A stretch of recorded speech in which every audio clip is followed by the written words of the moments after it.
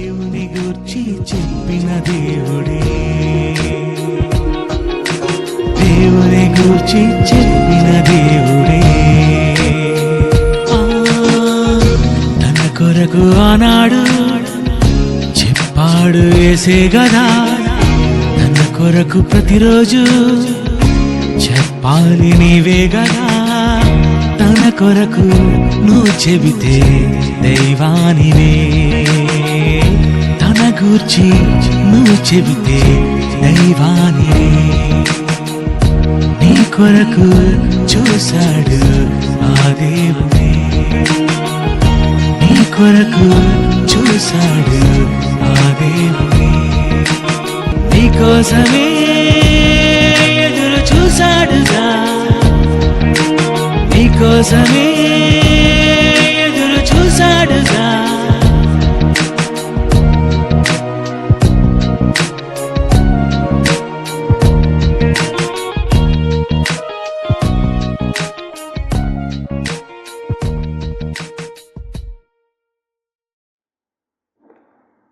లోకము అంటే లోకం గురించి బైబిల్లో 3 సందర్భాల్లో 3 రకాలైనటువంటి అర్థాలను మనం చూడగలమండి. ఆదికాండము 1వ అధ్యాయం 1వ వచనంలో ఆది యందు దేవుడు భూమి ఆకాశములను సృజించెను అనే మాట మనకు కనపడుతుంది. ఇంగ్లీష్ బైబిల్లో మనం చూసినట్లయితే అక్కడ రాయబడినటువంటి ఏంటంటే గాడ్ క్రియేటెడ్ ద వరల్డ్ అనే మాట కనపడుతుంది. అంటే దేవుడు ప్రపంచాన్ని సృష్టించాడు లేదా లోకాన్ని సృష్టించాడు అనే మాట మనం అర్థంగా తీసుకోవచ్చు. అంటే ఈ లోకం అంటే ఏంటంటే సర్వ సృష్టి కూడా లోకంతో పిలువబడిందండి.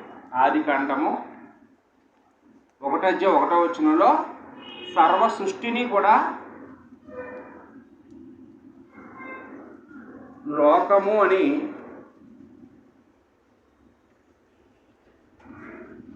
పిలువబడింది లేదా రాయబడింది. సర్వ సృష్టిని గురించి లోకం అనే మాట మనం చూస్తూ ఉన్నాం.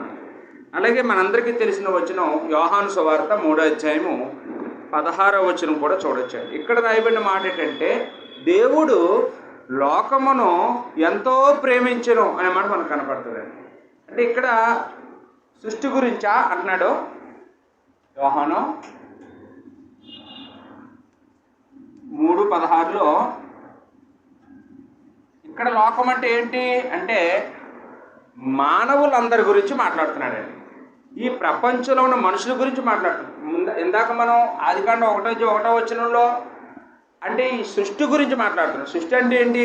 ఆకాశము, భూమి, ఇందులో ఉండేటటువంటి సముద్రాలు, పర్వతాలు, ఎడారులు, పీఠభూములు, అంటే ఈ జంతువులు, పశువులు, వీటన్నిటి గురించి కలిపి అక్కడ మాట్లాడాడండి లోకం అనే మాట.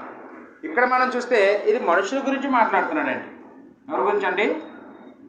మనుషుల గురించి. దేవుడు లోకముని ఎంతో ప్రేమించాడంటే ఎవరిని ప్రేమించాడు అంటే ఆకాశాన్ని, భూమినినా, సముద్రాన్ని, అరణ్యాల్నినా కాదు, మనల్ని అంటే మనుషుల్ని దేవుడు ఎంతో ప్రేమించాడటండి.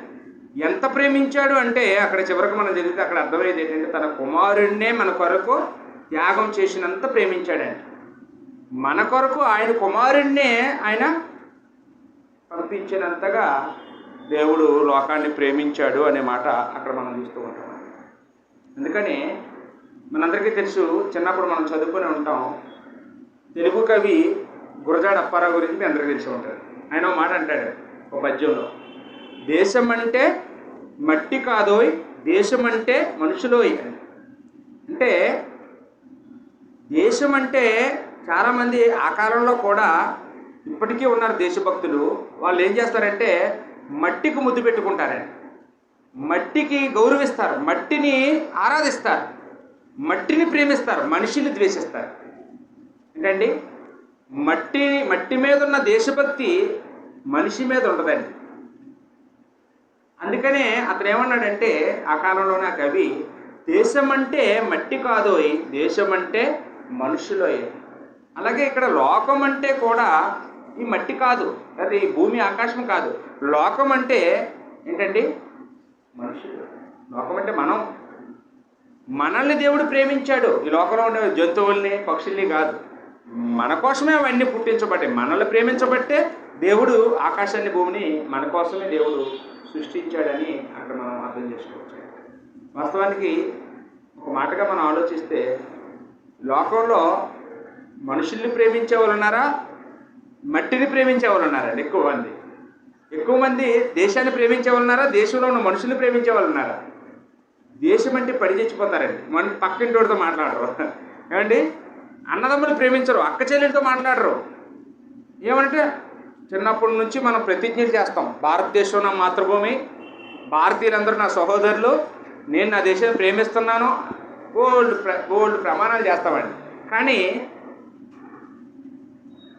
ఏదంటే ప్రమాణం, ఏదంటే ఆ భక్తి అంటే, ఆ భక్తి, ఆ ప్రమాణాలు దేని మీద చేసామంటే, దేశం అంటే ఏదో అనుకుంటున్నాం. దేశం అంటే మట్టి కాదు, దేశం అంటే మనుషులు. ఇక్కడ యోహాను అదే విషయాన్ని మనకు చెప్తున్నాడండి.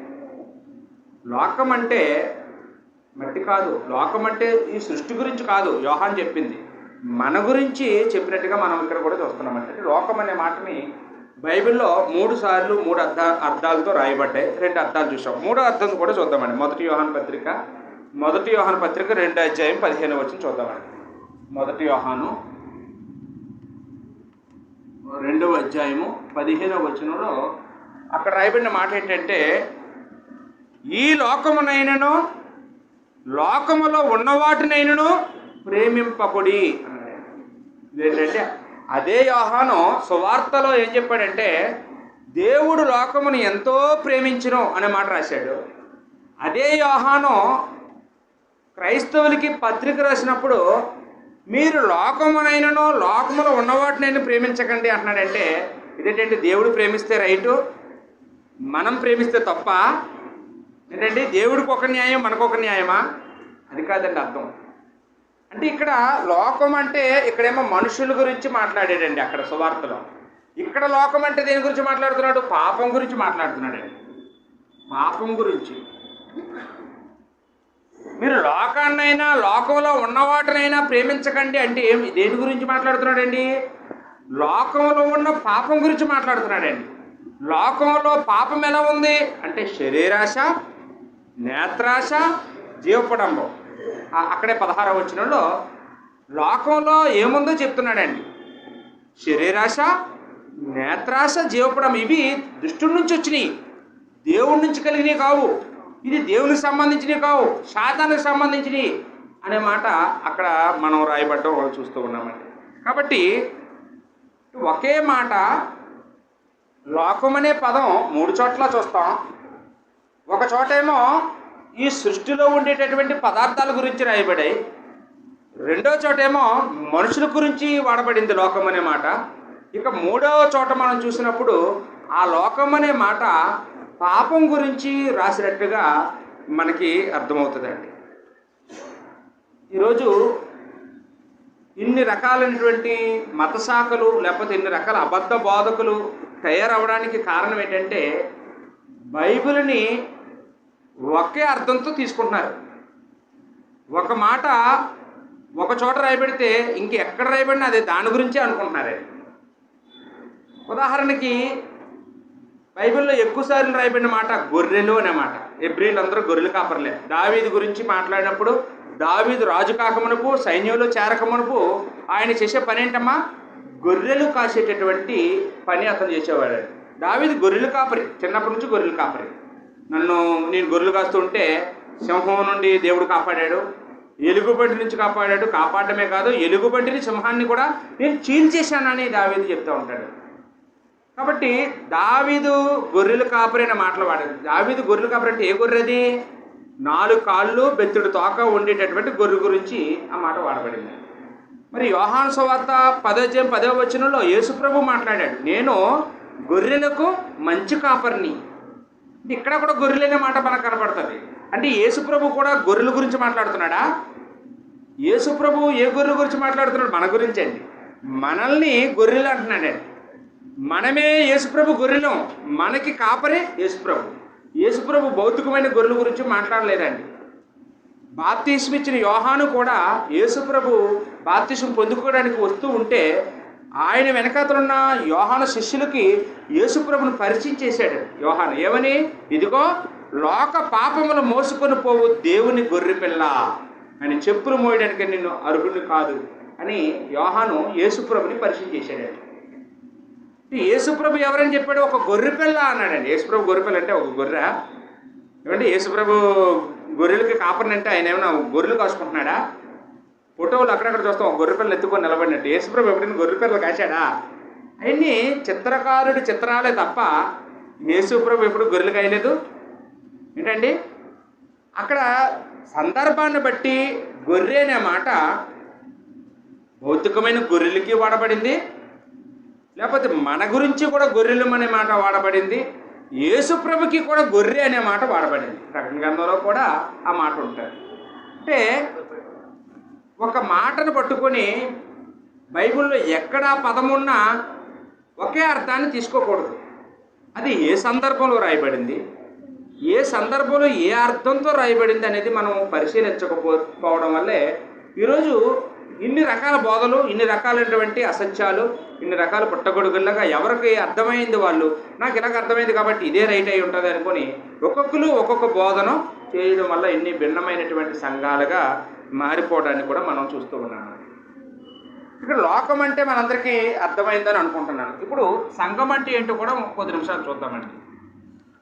సంఘము అనగా, సంఘం అంటే ఏంటండి?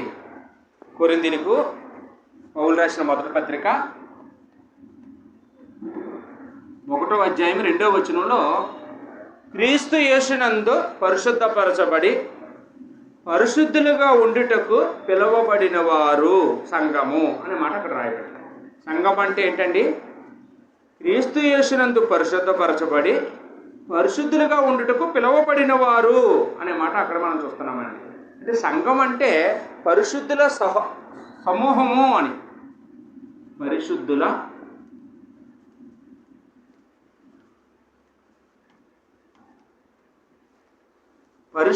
సమూహాన్ని, సమూహం అంటే గుంపు, ఎక్కడైతే 2-3 పరిశుద్ధులు కూడి ఆరాధిస్తారో అది సంఘం అండి. సంఘం అంటే ఒక్కడు కాదు. సంఘం అంటే అందరం కలిసి, పరిశుద్ధులు అందరం కలిసి కూడుకునేటటువంటి ఆ గుంపుని సంఘము అని బైబిల్లో పిలవడం మనం చూస్తూ ఉన్నామండి. ఈ సంఘము ఎప్పుడు ప్రారంభించబడింది, ఎక్కడ ప్రారంభించబడింది, ఎవరి చేత ప్రారంభించబడింది, ఎంతమంది చేత ప్రారంభించబడింది అనే విషయాలన్నీ కూడా మనకు అపోస్తలుల కార్యంలో తెలుస్తాయి. ఎప్పుడు ప్రారంభించబడింది అంటే యేసుక్రీస్తు వారు శిలువ మరణం పొందిన 50 రోజులకి ప్రారంభించబడింది. అంటే యేసుక్రీస్తు వారు పస్కా పండుగ నాడు చనిపోయారండి, శిలువ మరణం పొందారు. సంఘం ఎప్పుడు ప్రారంభించబడింది అంటే పెంతుకోస్తు పండగ నాడు ప్రారంభించబడింది. పస్కా పండగకి పెంతుకోస్తు పండగకి మధ్యలో 50 రోజులు ఉంటాయండి. అందుకనే దాన్ని 50వ రోజు పండగ అని కూడా అంటారు. దానికి ఇంకా మనం వివరంగా తెలుసుకోవాలంటే యేసుక్రీస్తు వారు చనిపోయి తిరిగి లేచిన 40 రోజులు సశరీరుడిగా భూమి మీద తిరిగాడట. యేసుప్రభు ఆకాశానికి ఆరోహణం అయిపోయిన తర్వాత 10 రోజుల తర్వాత సంఘం ప్రారంభించబడింది. రమారమి వారం రోజుల తర్వాత సంఘం ప్రారంభించబడినట్టుగా మనం చూస్తూ ఉన్నామండి. ఎవరు ప్రారంభించారు? అపోస్తలుడైన పేతురు 11 మంది అపోస్తలులతో కూడా ఉన్నాడు, మేడ మీద ఉన్నాడు. ఆ పేతురు నిలబడి ప్రసంగం చేసినప్పుడు ఎంతమంది మారారటమ్మా ఆయన ప్రసంగం విని? 3000 మంది స్త్రీ పురుషులు 3000 మంది కన్వర్ట్ అయ్యారండి. 3000 మంది రక్షణ పొందుకున్నట్టుగా మనము అక్కడ చూస్తున్నాం. అంటే 3000 మందితో ఎక్కడ? యెరూషలేములో. ఎప్పుడు? పెంతుకోస్తు అనే పండగ దినాన్న సంఘము స్థాపించబడింది.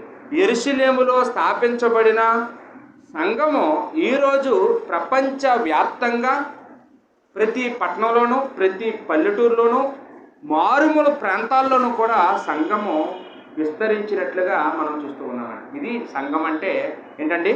సంఘం అంటే ఇదండి. సంఘం అంటే పరిశుద్ధుల సమూహము అనే విషయాన్ని మనం ఆలోచించేసాం. ఇందుకే మరి మన పాఠానికి పేరేం పెట్టుకున్నామంటే లోకంలో సంఘమా, సంఘంలో లోకమా. లోకంలో సంఘము అనేది రైటా రాంగ్ అండి?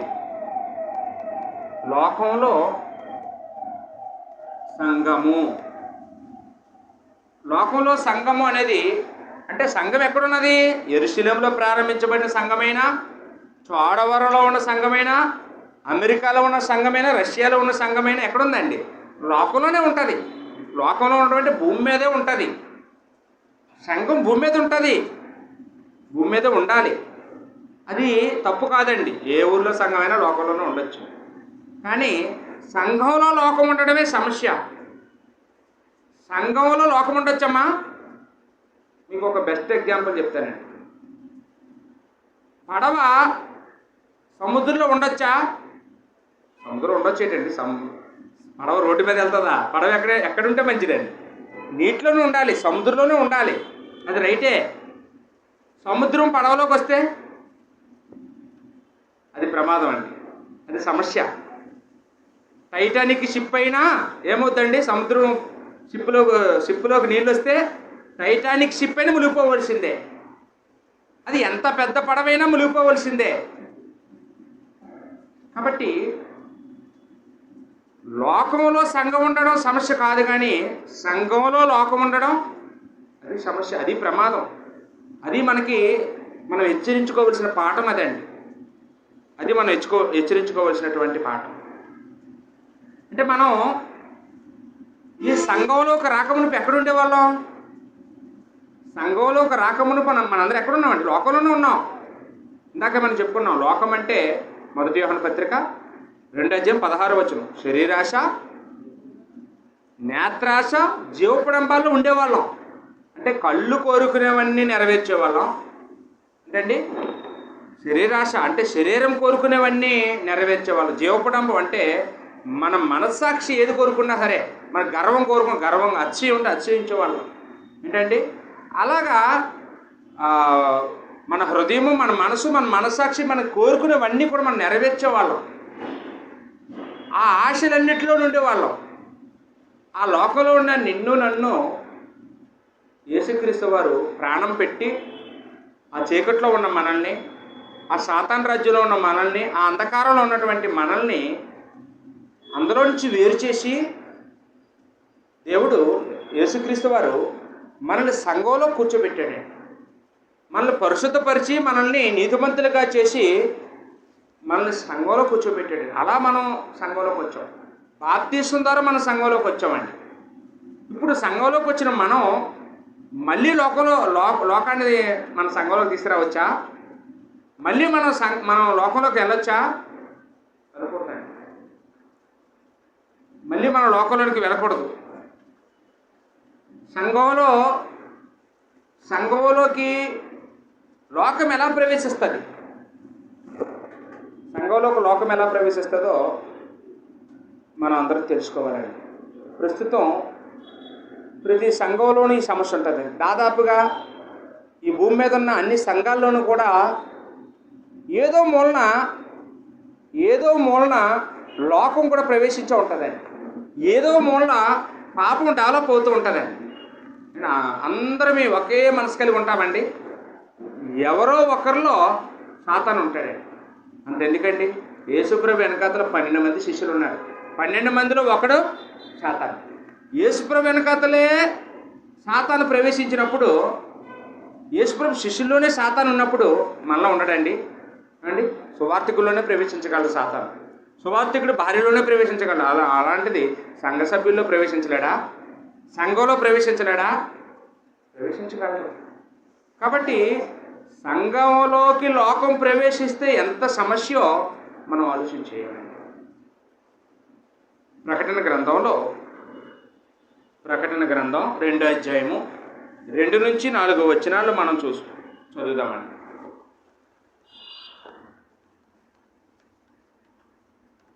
సంఘంలో లోకము అంటే ఏంటో చూద్దాం. సంఘంలోకి లోకం ఎలా ప్రవేశిస్తుందో చూద్దాం. ఇక్కడ పద్మాసు దీపంలో యేసుప్రభు శిష్యుడైనటువంటి యోహాను చెరసాలలో ఖైదీగా ఉన్నాడు.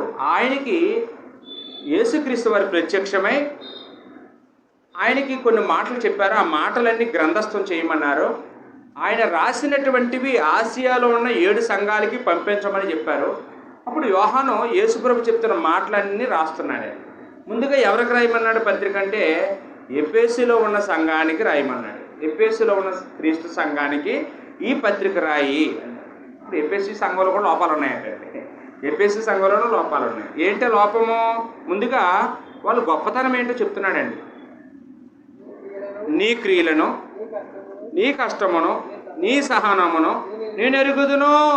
అంటే ఎఫెసులో ప్రారంభించబడిన సంఘము చాలా కష్టాలు ఎదుర్కొని అక్కడ సంఘం స్థాపించబడింది. అక్కడ బహు విగ్రహారాధన ఉండేది, అర్తెమీదేవి గుడి ఉండేది. అక్కడ కంసాలులందరూ తిరుగుబాటు చేసి పౌల్ని చంపడానికి కూడా ప్రయత్నం చేశారు. అక్కడ సంఘం ప్రారంభించబడ్డానికి చాలా ఒడిదుడుకుల మధ్యన మరి మాంత్రిక విద్య నేర్చుకునేటటువంటి వాళ్ళు కూడా ఉండేవారు ఆ ప్రాంతంలో. అలాంటి చోట పౌలు సువార్త ప్రకటించి సంఘాన్ని స్థాపించాడండి. అందువల్ల ఆదిమ సంఘంలో మొదటి సభ్యుల్లో చాలామంది కష్టపడ్డారట, చాలామంది దెబ్బలు తిన్నారు. అందుకని ఆ మాట అంటున్నాడు, నీ క్రియలను, నీ కష్టమును, నీ సహనమును నేను ఎరుగుదును. అది ఒకప్పుడు మాట. ఇంకా ఏం చేసేవారు? నీవు దుష్టిని సహింపలేవు. ఒకప్పుడు ఏం చేసేవారండి? ఎవరైనా ఒక దుష్టుడు వచ్చి పక్కన కూర్చుంటే సహించేవారు కదట. దూరంగా చుట్ల కంపెనీ దగ్గర, సారా కంపెనీ దగ్గర దూరంగా నాకు అలాంటి ఏంటి ఇష్టం ఉండదు, నేను దేవుడిని నమ్ముకున్నాను, నేను పరిశుద్ధిని అని దుష్టుడిని చూసి అసహించుకునేవారట. దుష్టుడితో సహవాసం చేయడానికి, దుష్టుడితో మాట్లాడడానికి చాలా ఇబ్బంది పడేవారట ఒకప్పుడు.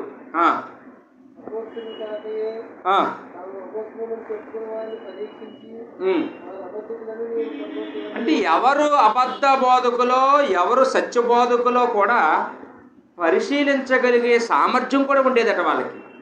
అంటే అందరూ అన్ని బోధలు బైబిల్లోనే కదండి, ఎవరు చెప్పినా ఆ దేవుడి గురించే కదండి అని మూఢనమ్మకంగా వినకుండా చెప్పే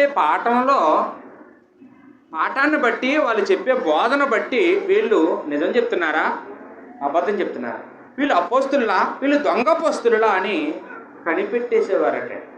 అంటే ఏ స్థితిలో ఉండేవారండి? వాళ్ళకి వాక్యం వినడమే కాదు, విన్న వాక్యాన్ని పరిశీలించడం కూడా తెలుసండి. ఇది అబద్ధ బోధో, ఇది సత్యమైన బోధో చెప్పగలిగేటటువంటి సామర్థ్యం కూడా వాళ్ళకి ఉండేది. చూడండి, బైబిల్లో పౌలు అంటాడు అపోస్తలుల కార్యం 17వ అధ్యాయంలో, దెస్సలోనికలో ఉన్నవారి కంటే బెరయాలో ఉండేటటువంటి యూదులు గనులు అనే మాట మనం చూస్తాం. ఎందువల్లండి? పౌలే 2 చోట్ల వాక్యం చెప్పాడు. పౌలు 2 చోట్ల రక్షించాడు. కానీ ఒకళ్ళ కంటే ఒకరు గనులు అన్నాడు. ఏ విషయంలో అంటే వాళ్ళు బాగా డబ్బులు ఉన్నాయనా? కాదు. వాళ్ళు అందంగా ఉన్నారైనా? కాదు. వాళ్ళట పౌలు శీలలో చెప్తున్నటువంటి వాక్యాన్ని అలాగ ఉన్నాయో లేవో అని ప్రతిరోజు లేఖనాలు పరిశీలించేవారట. ఈరోజు ఎంతమంది పరిశీలిస్తాం? ఆదివారం చర్చిలో నేను చెప్పిన వాక్యాన్ని కూడా మీరు ఏం చేయాలంటే వారం అంతా పరిశీలించాలి. సహోదరులు చెప్పిన లేఖనాలు నిజమా కాదా, కల్పితమా, అబద్ధమా అని ఇంటికి వెళ్ళిన తర్వాత మనకు గుర్తుంటాయి ఏంటండి?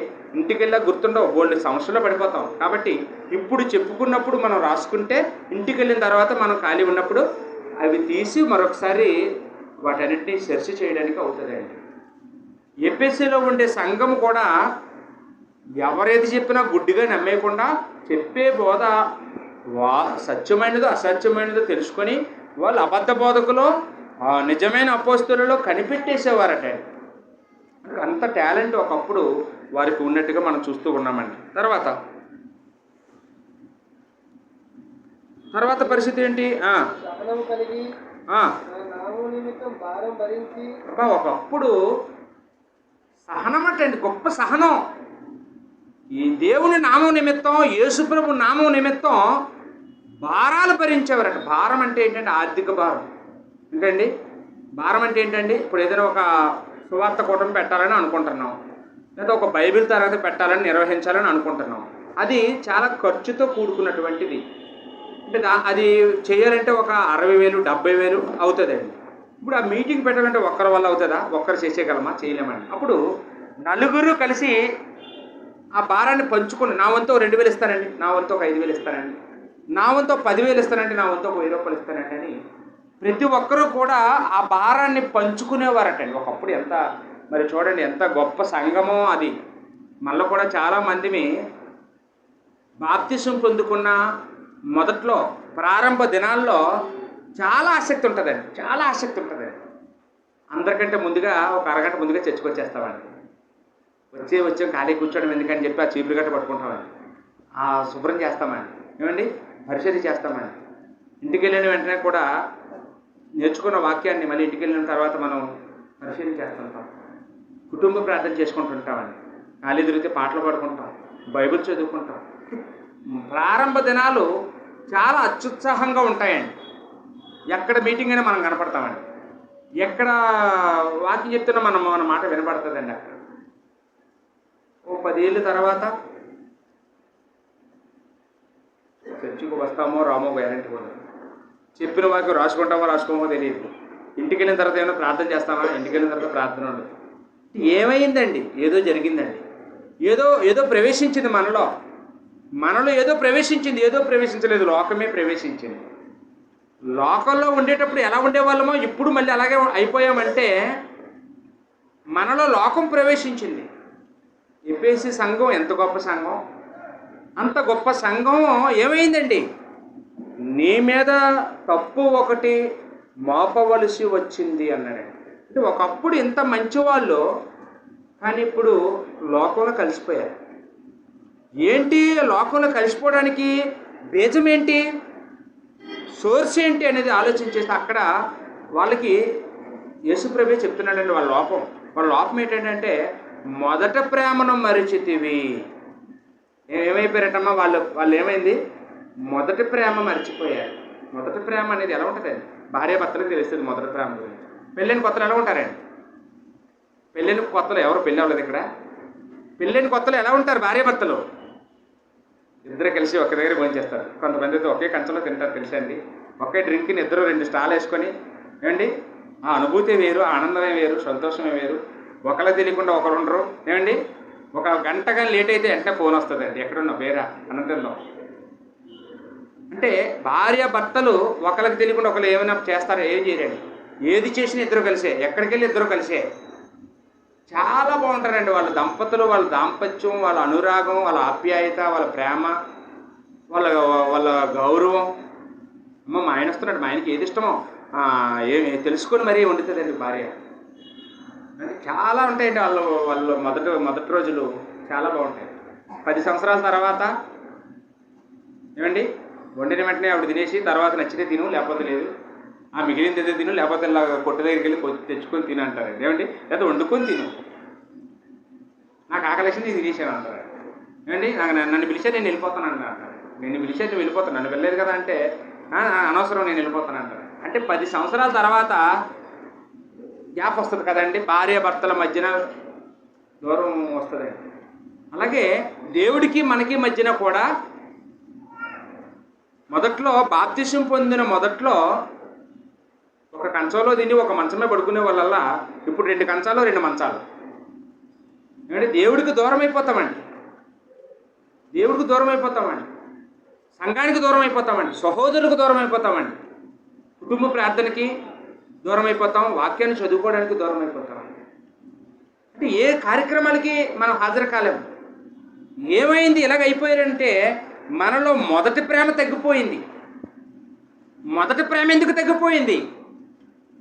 మత్తయి సువార్త 24వ అధ్యాయంలో యేసు ప్రభు దానికి సమాధానం చెప్పారండి. మత్తయి సువార్త 24వ అధ్యాయం 12వ వచనంలో మనం చదివినట్లయితే యేసు ప్రభు స్వయంగా మొదటి ప్రేమ తగ్గిపోవడానికి కారణం ఏంటి చెప్తున్నాడండి.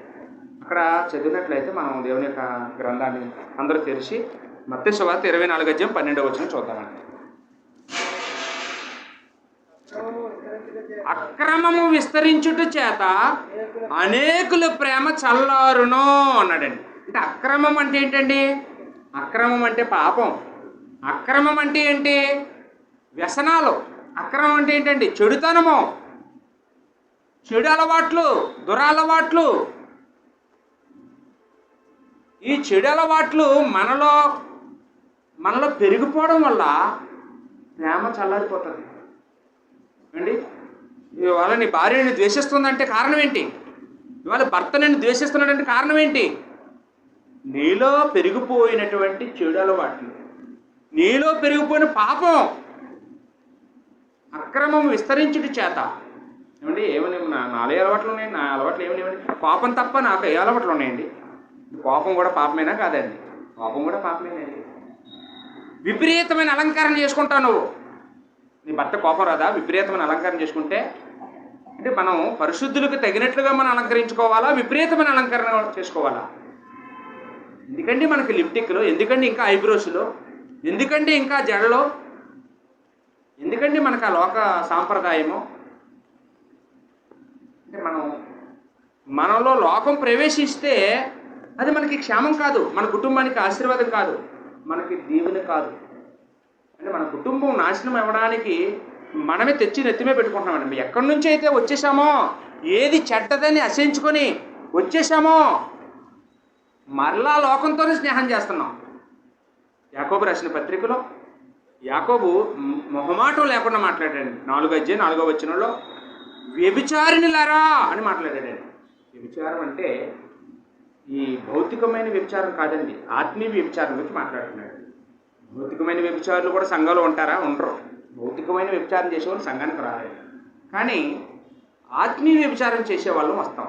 ఆత్మీయ వ్యభిచారం చేయడం అంటే భౌతికమైన వ్యభిచారం అంటే ఏంటో ముందు తెలుసుకుంటే ఆత్మీయ వ్యభిచారం అంటే ఏంటో మనకు తెలుస్తుంది. భౌతికమైన వ్యభిచారం అంటే పెళ్ళిలో చేసుకున్నటువంటి ప్రమాణాన్ని మీరి భార్య మరొక భర్తతో సహవాసం చేయడం, లేకపోతే భర్త మరొక భార్యతో అక్రమ సంబంధం పెట్టుకోవడాన్ని భౌతిక వ్యభిచారం అంటారు. మరి ఆత్మీయ వ్యభిచారం అంటే? ఆత్మీయ వ్యభిచారం అంటే దేవుడితో చేసుకున్న ప్రమాణాన్ని మీరడం. అంటే మనం దేవుడితో ఏం ప్రమాణం చేసుకున్నాం? పాపం చేయనని ప్రమాణం చేసుకున్నామండి, ఆరాధన మానని ప్రమాణం చేసుకున్నామండి. నేను ప్రమాణం చేశారండి. బాప్తిసం పొందినప్పుడు ప్రతి ఆదివారం మందిరానికి వెళ్తానని ప్రమాణం చేసుకున్నారు లేదండి? మరి ఆరాధన మానేయడం విచారం కాదా? ఏమండి ఆరాధన మానేయడం విచారం కాదా? బైబిల్ క్లాస్ మానేయడం విచారం కాదా? అదే ఆత్మీయ విచారం మాట్లాడారు. వ్యభిచారులారా, ఈ లోక స్నేహము దేవుడితో వైరమని మీరు ఎరుగరా?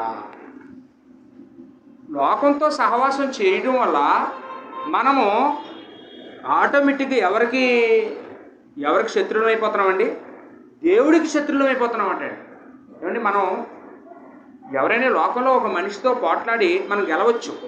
మన ధనం వల్ల, మన కుటుంబ బలం వల్ల, మన రాజకీయ బలం వల్ల ఒక మనిషిని మనం పోరాడి మనం గెలవచ్చు. కానీ దేవుడితో పోరాడి గెలవగలమండి? దేవుడి కంటే బలవంతులమా? దేవుడే మనకు శత్రువు అయిపోతే మనకి అసలు ఇంకా మనల్ని కాపాడేది ఎవరండి? దేవుడికే మనం విరోధులం అయిపోతే ఇంకా మనం రక్షించేది ఎవరండి? మనల్ని ఆదరించేది ఎవరు? మనం మనల్ని ఎవరైనా కొడితే దేవుడికి ప్రార్థన చేసుకుంటాం, దేవుడే కొడితే ఇంకెవరికి అడుగుతామండి? దేవుడే దెబ్బ కొట్టే పరిస్థితి మనకి ఎందుకు? అందువల్ల అక్కడ ఏం చెప్తున్నాడంటే, ఎఫెసీలో ఉండే సంఘము ఒకప్పుడు చాలా గొప్ప సంఘం, చాలా గొప్ప పనులు చేసిన సంఘం. కానీ ఇప్పుడు మొదటి ప్రేమను కోల్పోయింది అని చెప్తున్నాడు. మొదటి ప్రేమ ఎందుకు కోల్పోయారంటే అక్రమం విస్తరించడం వల్లే ప్రేమ చల్లారిపోతుంది. ఏమంటే భర్త తాగుబోతు అయితే ఏ భార్య అతని దగ్గర ప్రేమగా ఉండగలదండి? భార్య విచ్చలవిడిగా తిరిగితే ఏ భర్త ఆమెతో ప్రేమగా ఉండగలడు చెప్పండి? కొంతమంది భర్తలకి ఇంట్లో భార్య కంటే అందరూ ప్రపంచంలో అందరూ అందంగా కనపడతారు, ఇంట్లో భార్య అందంగా కనపడదు. కొంతమంది భర్తలకి ఏమండి ఇంట్లో భార్యలకి భర్త అందంగా కనపడతారు, అందరూ అందంగా కనపడతారు. కొంతమంది పిల్లల్ని కూడా విడిచిపెట్టి మరి లైంగిక సంబంధాలు పెట్టుకుని వెళ్ళిపోయారని మనం వింటున్నాం లోకంలో. అంటే ఇవన్నీ ఎందుకు అలా జరుగుతుంది అంటే ప్రేమ చల్లారిపోవడం వల్ల. ప్రేమ ఎందుకు చల్లారిపోయింది? మనలో ఉన్నటువంటి అక్రమం విస్తరించడం వల్ల. అంటే మన లోపాన్ని మనం తెలుసుకోము. ఏదైనా ఒక తప్పు జరిగిందంటే భార్యలోను భర్తలోను ఇద్దరిలోనూ సమస్యలు ఉంటాయి. ఓ సంఘంలో ఏదైనా సమస్య వచ్చిందంటే సంఘంలోని సువార్థికుడి వల్ల వస్తుంది లోపం, సంఘ సభ్యుల్లోనూ ఉంటుంది. లోపం ఎవరితో తెలుసుకోకపోతే అదేమవుతుంది? సంఘమే పడిపోతుంది. ఉదాహరణకి మనందరికీ తెలుసు కరోనా వైరస్ అంటే మనందరికీ తెలిసింది. చైనాలో ఎక్కడంటే స్టార్ట్ అయిందట, చైనాలో వుహాన్ అనేటటువంటి చిన్న నగరంలో ఒక చేపల మార్కెట్లో ఒక చేపలు అమ్ముకునే ఒక స్త్రీకి వచ్చిందట మొట్టమొదటి కరోనా. అది తర్వాత ఖండాలు దాటి దేశాలు దాటి ఏమండి అన్ని దేశాలకు విస్తరించింది. చివరికి మారుమూల ప్రాంతాలు ఉండేటటువంటి గిరిజనుల దాకా వెళ్ళిపోయిందండి ఆ కరోనా వైరస్. పాపం కూడా అలాంటిదేనండి. మొట్టమొదట ఒకడి వల్ల వచ్చింది. హవ్వ తిన్నది పండు, హవ్వతో అయిపోయిందా? భర్తకే అంటించింది. భర్తతో అయిపోయిందా? కొడుకైన కయ్యనికి అంటించారు. ఏమండి ఈరోజు అదే పాపం మనందరినీ వెళ్తుందండి. రోమపత్రిక 5వ అధ్యాయంలో ఆ 2వ వచనం నుంచి 5వ వచనం వరకు ఆదాము నుండి మనందరికీ పాపము ఏమైందండి? మనందరికీ ఎలా వచ్చిందో చెప్తున్నాడండి. మంచి చెడులు తెలివి మనకు వచ్చింది, మనము దురాశ వల్ల మనం కూడా పాపం చేస్తున్నాము అని అక్కడ నమ్ముతాం. అంటే ఒకళ్ళతో ప్రారంభమైంది ఒకరితో అయిపోయిందండి. ఒకరితో ప్రారంభమైంది ఒకరితో అయిపోలేదండి. అలాగే సంఘంలో కూడా ఒకరు లోకంలో బ్రతుకుతున్నారండి. పులిపిండి కొంచెమైనా ముద్దంతా ఏమైపోద్దండి? ఎప్పుడు కూడా మనలో ఎవరో ఒకరు లోకంలో బతికితే మనకెందుకులే, ఆయనే కదా ఎలా పోతాడు, మనకెందుకు, ఆవిడే కదా ఎలాగపోతే మనకెందుకని మనం నిరుత్సాహం ఉండొచ్చా? ఉండకూడదండి. చూడండి, మన శరీరంలో ఏదో ఒక అవయవానికి పుండు పుడుతుంది, లేకపోతే సెప్టిక్ అయిపోతుంది. అర్జెంటుగా దానికి పట్టుకెళ్ళి టెస్టులు చేయిస్తాం. ఏమండి ఈ మామూలు రక్త పరీక్షలో తెలియకపోతే సిటీ స్కానో లేకపోతే ఎంఆర్ఐ స్కానో ఇంకా ఏదో స్కానో చేయించి అర్జెంటుగా అందులో ఉండే జబ్బు ఏంటో తెలుసుకొని దానికి మంచి వైద్యం చేయించి బాగు చేసుకుంటాం. ఇంకా కాకపోతే ఆ అవయవాన్ని అక్కడ కట్ చేసి ఏం చేస్తామండి? ఎందుకంటే లేకపోతే సర్వ శరీరం కూడా పాడైపోయే అవకాశం ఉంటుంది. సంఘంలో కూడా ఒక కుటుంబము లోకంలో బ్రతికితే ఆ బాధ ప్రతి ఒక్కరికి ఉండాలండి. ఆ పెయిన్ అందరికీ ఉండాలండి. అందరూ ఆలోచించాలండి. ఆ కుటుంబాన్ని ఎలాగైనా కాపాడుకోవాలి, ఆ సహోదరుని ఎలాగైనా రక్షించుకోవాలి, ఆ సోదరిని ఎలాగైనా రక్షించుకోవాలి. ఆమె నశించిపోకూడదు, ఆమె కుటుంబం నశించిపోకూడదు అని ఆ సమస్యని అందరూ ఇన్వాల్వ్ అవ్వాలండి. ఆ సమస్యలో అందరూ ప్రవేశించాలి. వెళ్ళి ఆ సమస్యని నుండి వాళ్ళని మనము అర్జెంటుగా రక్షించాలండి. అందుకని యోధా పత్రికలు అంటాడు, అగ్నిలో నుండి లాగినట్టు కొందరు లాగండి అంటే అన్యజనులు లాగమని అక్కడ చెప్తున్నాడు. అన్యజనుల గురించి అన్యజనులకి రాయబడిన పత్రిక కాదండి. బైబిల్లో ఏ పత్రిక అన్యజనులకి రాయబడలేదు. ప్రతి పత్రిక సంఘానికి రాయబడిందండి. అగ్నిలో నుండి లాగినట్టు అంటే కొంతమంది సంఘానికి వస్తున్నారు, కానీ ఎక్కడున్నారంటే ఇంకా లోకంలో ఉన్నారంటే అగ్నిలోనే ఉన్నారు. అంటే మళ్ళా అగ్గిలోకి వెళ్ళిపోయారు. వాళ్ళకి తెలియకుండానే వెళ్ళిపోయారు. వాళ్ళకి తెలియదు మేము అగ్గిలో ఉన్నామని. మేము బాగానే ఉన్నామనుకుంటున్నారు, కానీ మీరు అగ్గిలో ఉన్నారు, మీరు ప్రమాదకరమైన పరిస్థితిలో ఉన్నారు. కాబట్టి మిమ్మల్ని మేము సహాయం చేస్తాం, మీకు మీరు ఒడ్డుకు రండి అని మనము వాళ్ళని రక్షించాలి అని ఇక్కడ చెప్తూ ఉన్నాడండి. ఎబ్రీ పత్రిక గొప్ప హెచ్చరిక పత్రిక బైబిల్లో ఏదైనా ఉందంటే అది ఎబ్రీ పత్రిక అండి. ఎబ్రీ పత్రికలో 6వ అధ్యాయం 4వ వచనం మనం చూస్తే ఇక్కడ చెప్తున్నాడు, ఒక్కసారి వెలిగించబడి పరలోక సంబంధమైన వరమును రుచి చూసి అంటే మరలా లోకంలోకి వెళ్ళిపోతేనట ఆ వ్యక్తిని నూతనపరచడం అసాధ్యము అని. అంటే ఒకసారి రక్షణ పొందుకున్న తర్వాత కొద్ది రోజులు ఆత్మీయంగా బాగా బ్రతికిన తర్వాత వాక్యం తెలుసు. అంటే మనకి ఏ వాక్యం తెలియదండి? యేసుప్రభు గురించి తెలియదా? పౌలు గురించి తెలియదా? ఏమంటే మనకి బైబిల్లో ఉండే ఏ వ్యక్తి గురించి తెలియదు చెప్పండి? అందరి గురించి తెలుసు. అన్ని పాటలు వినేసాం. అన్నీ వినేసిన తర్వాత ఇప్పుడు మళ్ళీ పాపంలో చేస్తే మళ్ళీ ఇప్పుడు ఏ వ్యక్తి గురించి చెప్పి నేను మార్చగలం? యేసుప్రభు గురించి నీకు చెప్పి మార్చగలమా? అంటే యేసుప్రభు గురించి నీకు అంతా తెలుసు. కాబట్టి నిన్ను మార్చే పాఠం ఏది ఉంది? ఇంకా నిన్ను మార్చే పత్రిక ఏది ఉంది? ఇంకా అందుకని పౌలు అంటాడు, మీరే నా పత్రికలు అన్నాడండి పౌలు. అంటే ఇప్పుడు మిమ్మల్ని మార్చగలిగేటటువంటి శక్తి ఎవరికి ఉందంటే నాకు కాదు, నా వాక్యానికి కాదు, మీకే ఉంది. మీరే మార్చుకోవాలి, మిమ్మల్ని మీరే హెచ్చరించుకోవాలి, మిమ్మల్ని మీరే సంపాదించుకోవాలి, మిమ్మల్ని మీరే భర్తని భార్య రక్షించుకోవాలి అంటాడు పౌలు. నీ భార్యను రక్షించుకుందో లేదో నీకే తెలియను, నీ భర్తను రక్షించుకుందో లేదో నీకే తెలియను. అంటే మన సెక్యూరిటీ అనేది ఎవరికి వాళ్ళు ఇచ్చుకోవాలండి. భర్త పాడైపోతే భార్య హెచ్చరించాలండి. అందుకే నీకు ఇచ్చాడు భర్తని. గాలి కుదిరేమని కాదు.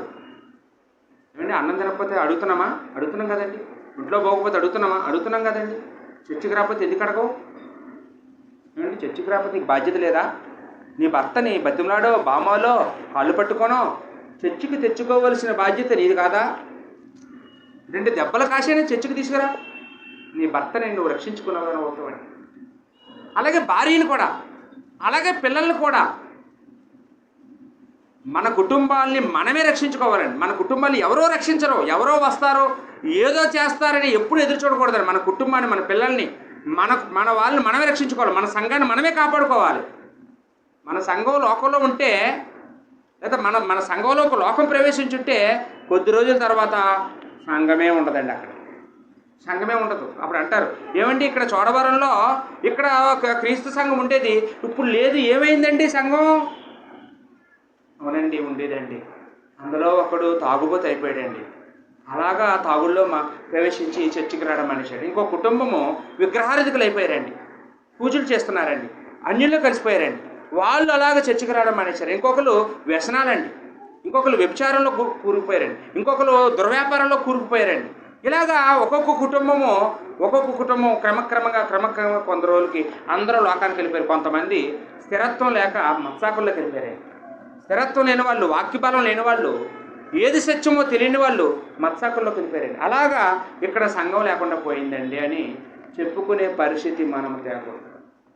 ప్రకటన గ్రంథంలో ఆ మాట చెప్పాడండి, నీ దీపస్తంభాన్ని తీసేస్తాను అన్నాడు. అంటే దీపస్తంభాన్ని తీసేయడం అంటే ఏదండి?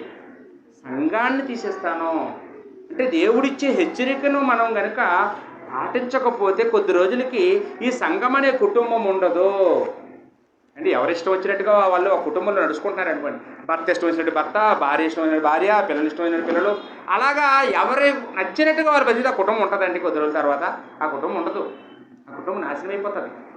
అలాగే ఆ సంఘం కూడా నాశనం అయిపోతుందండి. కాబట్టి ఖచ్చితంగా మనందరమీ కూడా మన కుటుంబాన్ని కాపాడుకోవలసిన బాధ్యత వ్యక్తిగతంగా మనందరి మీద ఉన్నదండి. రోమపత్రిక 12:2 అపోస్తలుడైన పౌలు మరి చాలా మంచి మాటలు మనకు అక్కడ రాయబడ్డని చూస్తున్నామండి. ఇక్కడ ఏం చెప్తున్నాడంటే, మీరీ లోక మర్యాదను అనుసరింపక అంటున్నాడండి.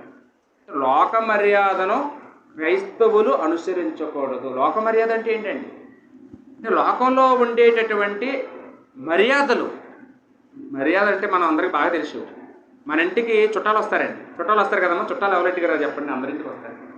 తాగుబోతు చుట్టం కూడా వస్తాడు ఒకసారి.